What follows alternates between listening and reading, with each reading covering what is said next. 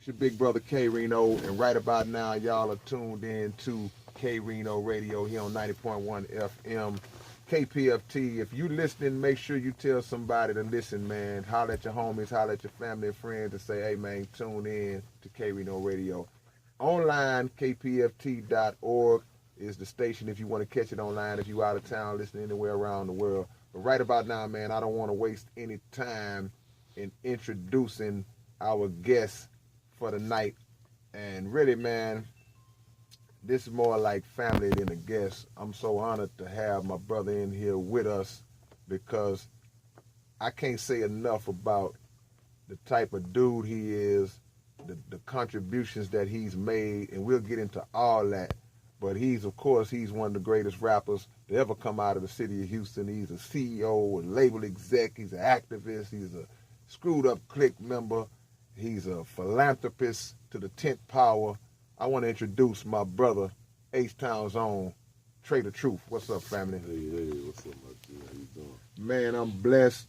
Honored to have you in the building with us tonight, man. It's a blessing to be here. Man, you know, and we was talking before we got on the air, and I was just thanking my brother for really coming on. I can't never think of a time where I reached out to this man and he didn't come through if he's in town. When he's not in town, he always be like, hey, man, just let me know. You send me the beat. I'll drop it and send it to you. He always makes a way to accommodate. And he's always been like that ever since I known him when he was first coming up in the game. So I appreciate you, brother. We ain't going to waste no time, man. We just want to ask you, what first got you into the music thing, man? What age was you at, and when did you first fall in love with the music scene? I started rapping probably around the age of 12. I got an older brother named Dinky, you know. A lot of people know him as King Dinky. No doubt. He was incarcerated, you know, just going through those capital murder trials and just dealing with a lot of life situations, you know. He was in jail, and, you know, like any other child, you either look up to your father, you look up to your big brother or your big homie. Right. You know, and my big brother, that's who I idolized. So he was dope with the music. You know, at the time he was working on the music, but he was still full-fledged street nigga. You right. know, and I don't know if he can cuss. No. Yeah. So he was a full-fledged street cat. And what ended up happening was, you know, we talk every day while he was in jail. They like, man, you need to do music. You need to try. You know, and that was my thing. And, that was my thing, but I ended up trying it. And I remember my first demo was off a karaoke tape. Right, you know, right. I did it, and a lot of people felt I was dope, especially for me to be young, running up under all the older cats, because all the cats he moved with is the street legends. So Yeah. all them know Trae Lil Bro, you know what I'm saying? So coming to do that, one thing about anything I do, I'm consistent with. So it started there. Of course, I wasn't nowhere near great, but you know, I made it to where I am now. 20 years later, even. And you, man, for the longest, you always been holding it down for Dinky, man. I mean, we wouldn't know him if it wasn't for you. And the fact that you always prop him up through your music, through your interviews, and all of the fans that you have now, not everybody knows of Dinky. Everybody knows who he is, and that basically put his name out there in a good light. So, I mean, the same things he did for you as an older brother, now you done flipped that around and propped him up.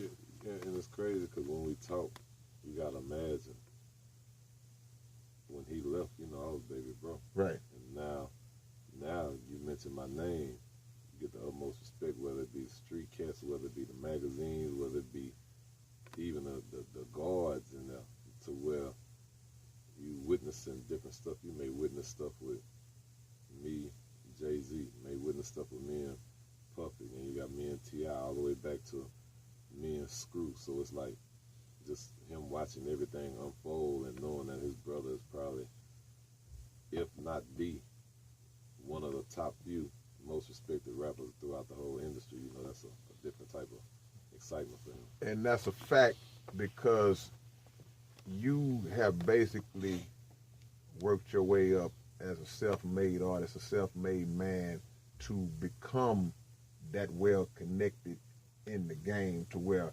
from the smallest cats in the lowest cracks and corners of the hood all the way up to the big names that you just mentioned, they know you, they respect you, and they mess with you because of the realness. Yeah, definitely. I think it's like Tip say, man, and sometimes it's just a breath of fresh air when you find somebody who's solid and genuine, because for Especially in this myself, game. the reason that they love and embrace me is because I don't need nothing from them. Right. Most people nowadays always trying to figure out how you can come up. Yeah, it's agenda driven, yeah. Yeah, how you can benefit off the next person or what they can do for you. Me, we can all be in the same room and I'm going to be the same cat sitting over there quiet, cool, and chilling. Yeah. You know, it's always respect. You speak to me, I speak to you back. But it's not going to be a, ooh, let me do this with y'all. Say, I do this, I do that. Like, right. You know, sometimes a solid one, they work going to speak for itself. And, you know, they ain't got to be the loudest one in the room. Well, and let me ask you this then. What do you think that coming up in Houston, because Houston, to me, I always say this, Houston is the home of the independent rap scene. We basically started this thing up as far as doing it on our own when East Coast and West Coast, they wasn't messing with us. So by the fact that by the time you ever looked eye to eye with any of those people you mentioned, you was already self-made. You was already at that level where you didn't need nothing from or didn't have your hand out, so it was no agenda there. Yeah, definitely. I mean, you know, this is the hustle city. You No know, like question. South Park, Michigan, you say it's hustle time. No question. And I think a lot of people, like I say, they respect the genuineness, and first and foremost, and the most thing that they respect about me is my hustle, and I'm consistent to show that regardless of what situations out here, I'm gonna make it work. You know what I'm saying? Man. Because technically, I've never been signed to a major label, Right. never. But Right. you would consider me to be a major artist. Without a doubt. Without a doubt. And I can't really think of too many people who took your path and still reached your height. See, a lot of people kind of walk down. No question, no question. But it's amazing because, you know, Murder One is in the building, and the first time we ever heard Trae was, of course, the Gorilla Mob out. You know, and one of the things that stood out was like, that dude got a unique. You always had a unique voice. You always had a unique style, articulate even with the speed rapping and all that. So that was from being a youngster all the way up into now. So did you see yourself being where you at now, even back in those days, or was it just something like, I hope to get there? Did you always know? I think it's like I said earlier. It's just I'm consistent, meaning regardless of what the situation gonna be, I'm gonna be the best at it. Yeah, and I got to, you know, because it led to starting out trying to do music here and there to doing features to now. I probably got one of the coldest ears when it comes to putting music together, and there's a lot of big cats that people love and look up to that are vouch for it. You know what I'm saying? And then on side of that, you gotta understand I'm owner of certain businesses. Then you know I got my cartoons, doing movies. It's so much to the community stuff. It's like there's no certain box or pocket you can really set me in and think that I'm gonna sit there.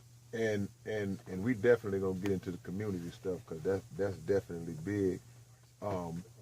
What do you think is the first song that you would give credit to? That's the song that really got me popping, that got my name. Whether it was your song, whether the song I was on.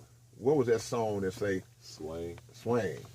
Yeah, man. Rest in peace, Big House. Rest in peace, Pat. No doubt. Yeah, rest in peace, Pimp C. You know, all of them was on that song.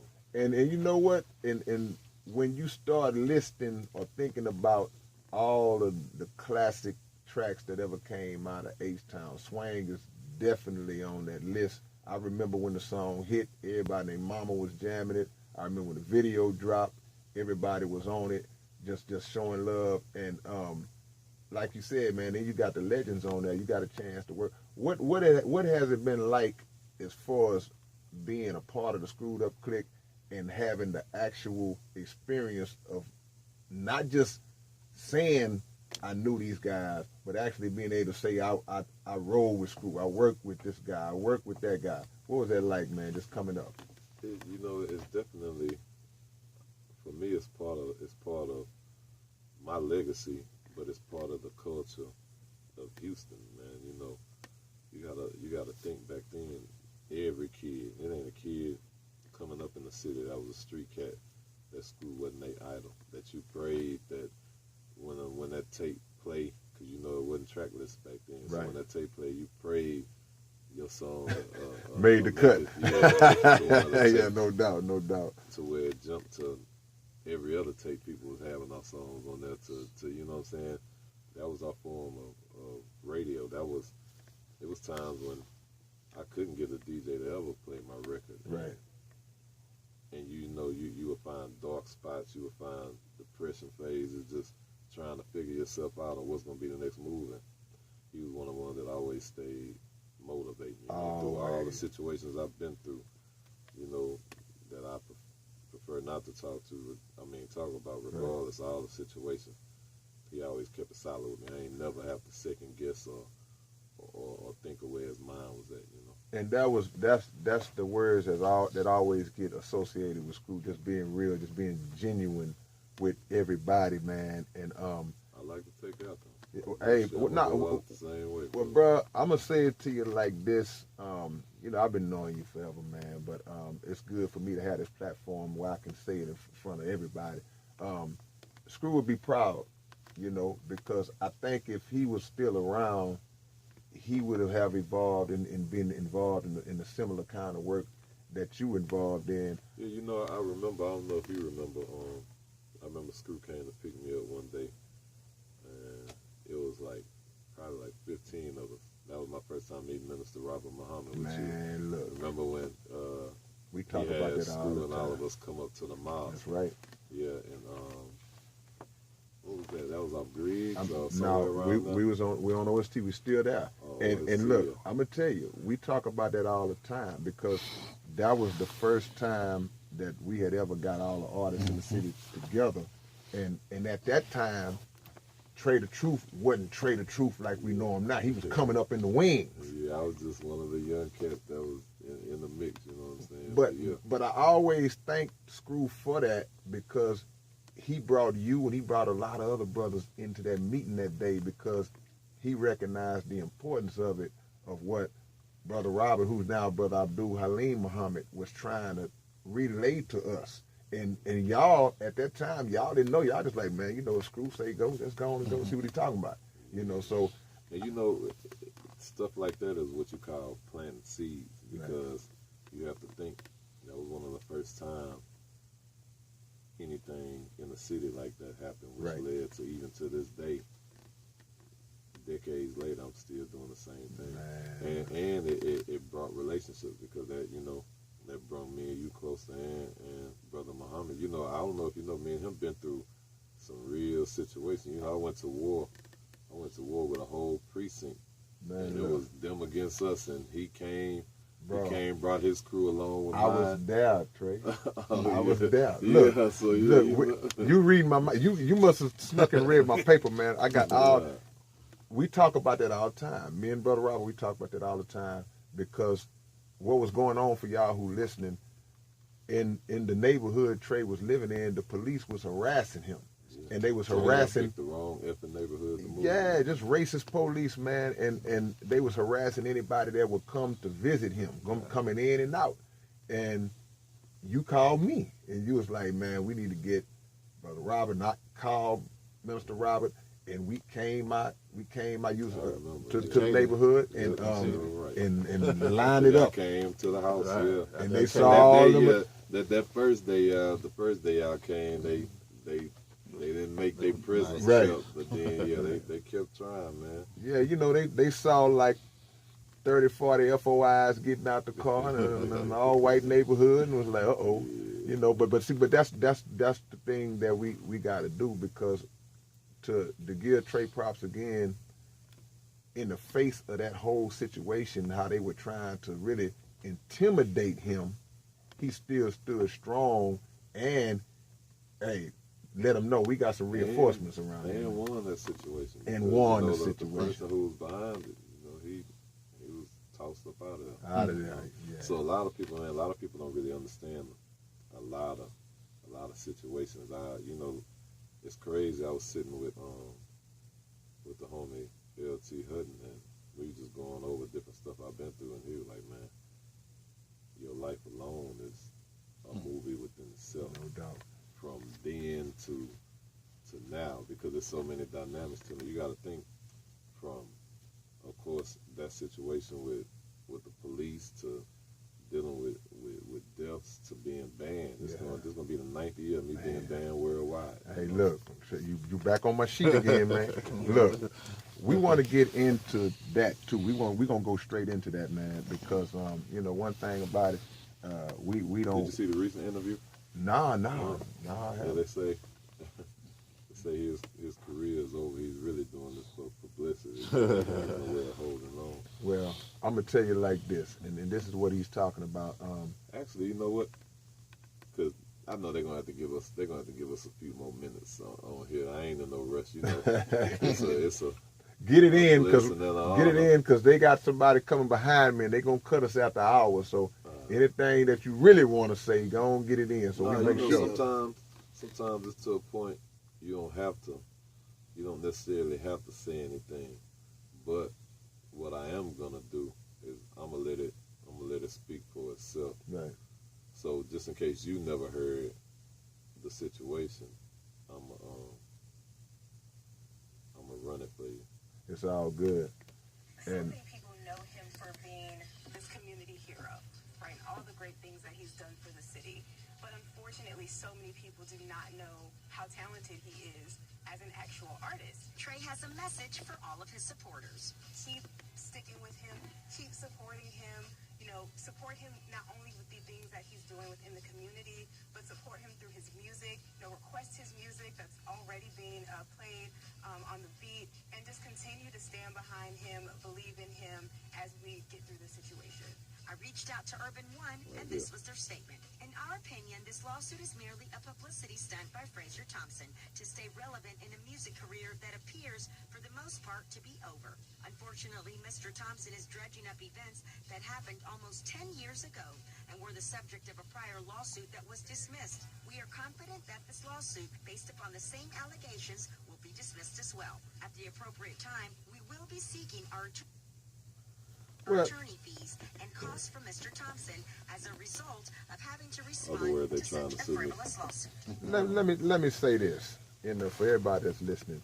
Of course, everybody in the city already knows this history, man. You know, that station, we ain't gonna even name them cats, but they unjustly banned Trae from their stations and all of their sister stations all around the country behind an incident that he had no fault, had no hand in, on the heels of him receiving his. Now everybody got their own day now, but he's the first one to receive Trae Day. This is my own day, the proclamations, and actually took that day and parlayed it and did something with it, where he had events for the children and school supplies, bikes, and more. A lot of stuff that he do that he don't even speak about. So what they're trying to do now with what y'all just heard was just some lawyer speak, where they just trying to counteract whatever he's doing to try to defame his character. But in reality, the streets know, and that's all that matters. I had Brother Warren on here a couple of weeks ago, and we touched on that incident for a little while. He was talking about the work that he had done with you. Now, Warren, yes, sir. You know, I have to salute him too, because this was out of his range of something to fight. But at the end of the day, he stood when nobody else was standing. No with him. question. So my loyalty always be given right back to him. And see, man, and another thing, like, see, now I'm getting into it now, because when he said he stood when nobody else was standing, when this happened, and we ain't throwing nobody under the bus, I ain't doing it. I'm just really saying this to give Trae his credit. When this whole thing jumped off, and this particular radio station tried to slide my little bro, a lot of people backed off him like he had Ebola, because a lot of their personal interest was tied up in that particular radio station. You know, it's still that way though. And years later. So I can't name you. I couldn't name you, other than up and coming street cats. I couldn't name you more than 5 artists that ever attended a Trae Day. Wow. Wow.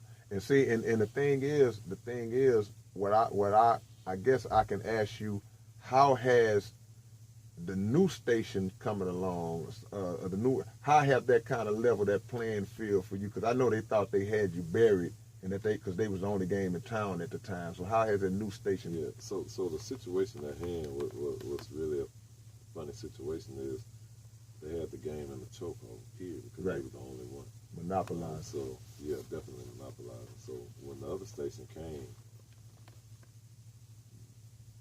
the impact it made just once they announced in the line they self with me dominated Right. any and everything that they'd never seen something grow so fast at that point in time. And so now you have a lot of more people that was behind closed doors and in the shadows looking like, hey, this wrong, but I don't want to jeopardize what I got going on. Yeah. So now it's an even playing field. So now they could be like, well, you know what? Y'all had me shook at first, but Yeah. if you don't deal with me, I know I got a chance I could deal with the beat now, so fine. I'm going to go on now. Now I'm going to at least speak to him when I see him, you know, and you know, it was to the point to where you either going to go this way or you going to get out the way. And so now you give people options now. And my thing always was and is that, man, as a man or woman, you reach a point in your life sometimes where you come to a crossroad where you got to decide if you're going to stand up for something that's bigger than yourself. And a lot of people either step in or they fall back when they get faced with that decision. You know, and it's I'm going to be honest with you. I used to be real angry, bro. I used to wake up mad at the world because I feel like some of you cats I came up with since we were kids.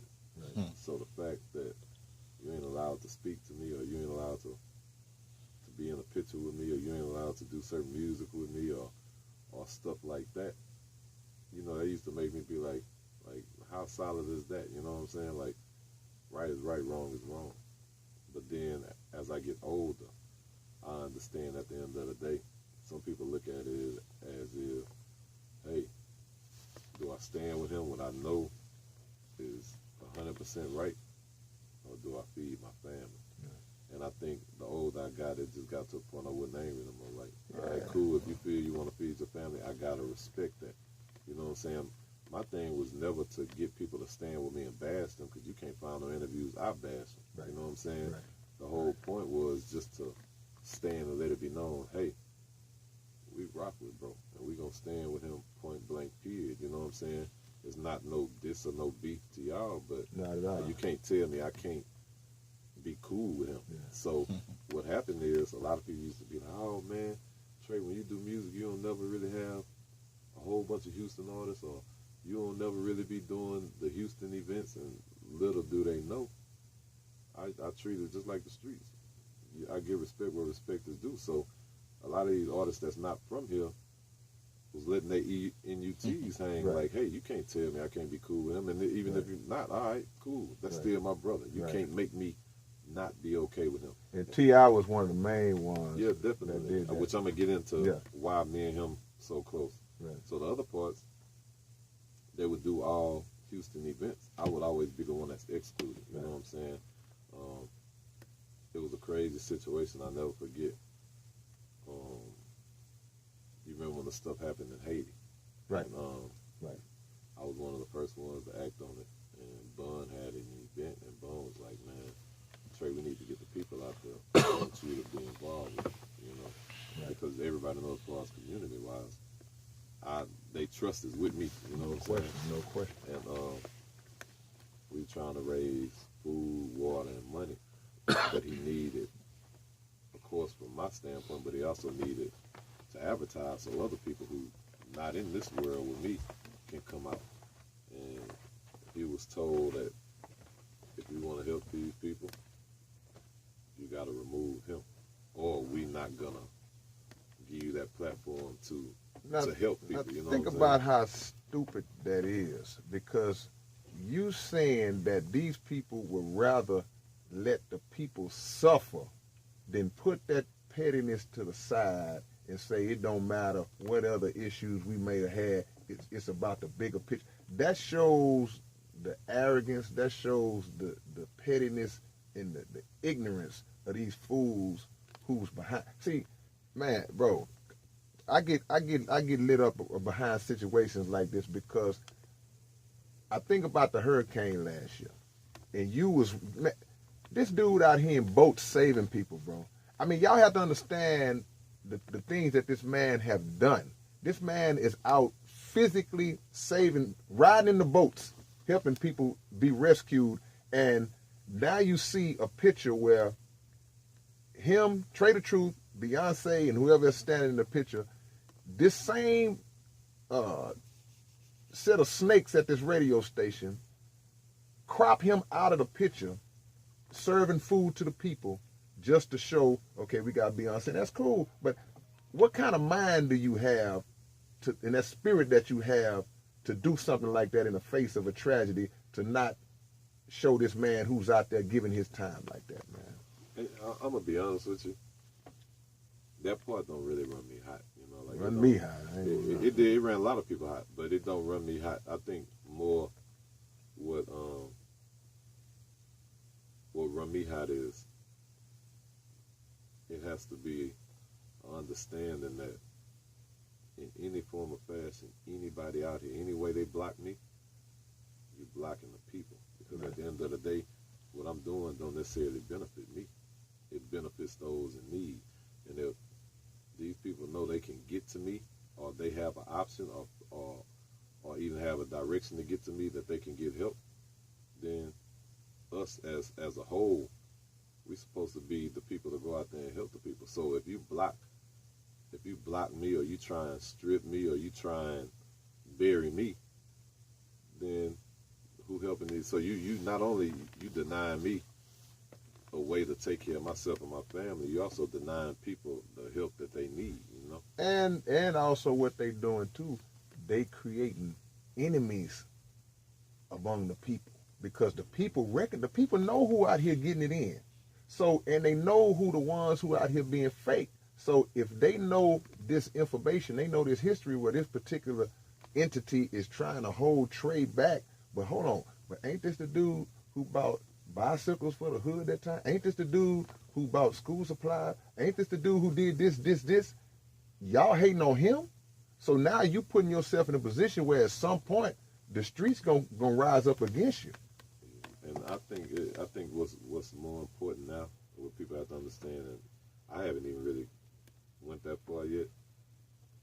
The power of the people is very powerful. It's all powerful. The thing is, when it's time and we stand, the ones who genuinely care, I feel that we stand the way we supposed to. For the way I stand for the city, if the city stand for me back, we can make a powerful statement.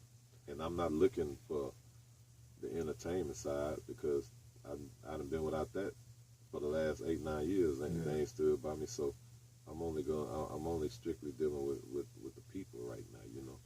And hopefully all these people that call me for help, that's public figures, that's a little more than the people. Right. I'm just curious to see if they gonna stand too, because at the drop of a dime, some need it. Hey, we need to get to the people. Let's get Trae. And now Trae is to a point. Trae is gonna need people. So let's see how that work out. I mean, but see, what God got you, because what I was thinking about when you were speaking earlier is that sometimes you got to ask yourself when you're going through a situation, you asking God, why was I the one that have to be chosen to do this? See, you was chosen to walk this path that you walking right now. And it reminds me of something that it's in the Bible. It talks about how a flood came out against the man of God, but the people swallowed the flood. And all that means is that the flood represents propaganda from the media, people hating and all that, but the people swallowed the flood. In other words, the people consumed it and like, we got him. So I look at you in that similar light, because all the stuff you did, people gonna remember that. You know, people they see you on TV, they see you doing your thing, and I've been knowing you, so I know it ain't for no shine, because look, man. So before you go ahead. There, that was a lot of seeds that was trying to be planted. We ain't gonna put a certain title on who tried to plant them, but right. You can read between the lines. Yeah. I see y'all standing with him, but he was only doing that for the attention. Okay, so let me ask you this: if I was doing it for attention, why I stopped rapping for the last 8 months completely. Why was I getting up at 8 in the morning, going to 10 at night, when I could sleep comfortably at home till 2, 3 in the afternoon, go eat, go to the studio, go back home and do what I do. Right. So if that was the case, why am I doing that? Why am I not only money that I raise, my own personal money, moving quickly, doing any and everything that could be done with my partner, DJ Mr. Rogers. Now he got diabetes and everything. Like it took a toll on our health, our life. Yeah. I'm the vice president of Grand Hustle. Right. I ain't been in the office in at least almost 9, 10 months. Right. To which I salute Tip. Tip understood, and he like, man, what you doing is so much more important than what we got going on. Yeah. But you gotta ask yourself, so why would you try and plant them seeds? Like, that's what I'm doing. Now, who cares if I'm the first person to move? That's just my natural instinct. You know what I'm saying? If I see something and it touches my heart a certain way, I'm gonna move. I ain't gonna think about it. I don't need to plan it. I move on impulse. Man. You know, meaning I don't really have a plan. I just move as is, and whatever happen. You know? Well, the thing is, man, cause every time it just reminds anybody that's doing God's work gonna face opposition. That's just how it is. You know, it doesn't matter if you out doing the work, if you out getting in, just like you saying, you don't even think about, you don't plan and plot, you just act on it, you just address the need, and that. But you're gonna face opposition. But when you got the kind of backing, when God is backing you and the people get behind you, you're gonna be the winner in the end. It don't matter what kind of little you might catch some arrows in the stomach, in the chest, and in the back, but in the end, you're gonna be the winner. You said something earlier that I want to segue into becoming the president, the vice president of Grand Hustle. How did that whole thing come about? How did you end up? I know you got a relationship with T.I., but how did he end up saying this is who I want in that position? So people, I don't know if people know. You know, I was signed to Hustle Gang. Okay. Well, not necessarily signed. Me and Tip were business partners, period. So my label was Grand Hustle / ABN Entertainment. But I think the thing with Tip, we brothers first and foremost, and he more so pushed me to do the VP thing because, you know, they call me. You know, sometimes stuff will hit him and he move on impulse and he get excited. And I remember he called me. I was in my bed and he was like, man, what you think about doing this? Because, you know, at times he see my frustration, you know, because you got to realize it's a lot of days I feel like it's just me against the world. Right. You know what I'm saying? It's like, it's more hurtful and angry at the times, like these situations that strip my kids. One of my kids disabled, you know what I'm saying? Like my kids, they're able to live the life that I want them to live because I hustle by every means necessary. I do everything. So, yeah, I work 99% harder than the average person to make it to where they can be comfortable. But imagine if I didn't have to do that and I didn't have them blocks, they would have been comfortable right out the rip. So no doubt. I think a lot of times you see the frustration of knowing I can't go get a deal, knowing that I can't never really have the proper light shed on records, because I make some of the dopest music, but it falls by the wayside because it's no the push outlet, the push is not where it need to be. Yeah, because I can't tour because if you're